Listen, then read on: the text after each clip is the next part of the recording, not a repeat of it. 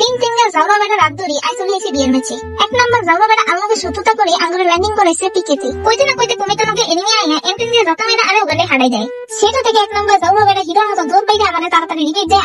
আর আমি রিপেট পেয়ে বলবো সাথে পিকেতে ল্যান্ডিং করি। এনিমি মারার লাগে পিকেতে ল্যান্ডিং করি। ল্যান্ডিং করার লগে লগে আই শুরু করি আর মেইন কাজ লুট করা। গেমের ভিতরে আজকে থাও না থাও কিন্তু লুট মাশাআল্লাহ বারবার একটা অর্ধেক লুট আর কাছেই খাই।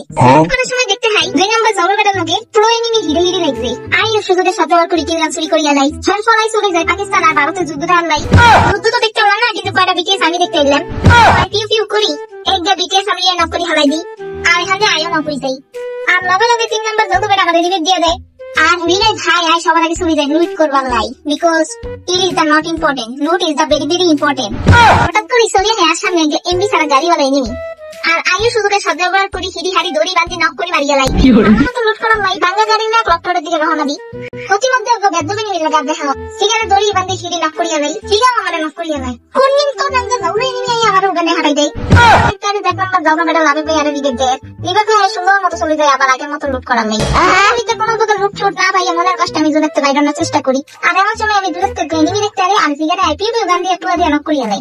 আর এখানে আমিও নক হয়ে যায় আর এখানে আমার পুলিশ স্কোয়াডের বহরিনার সাঙ্গ হয়ে যায়।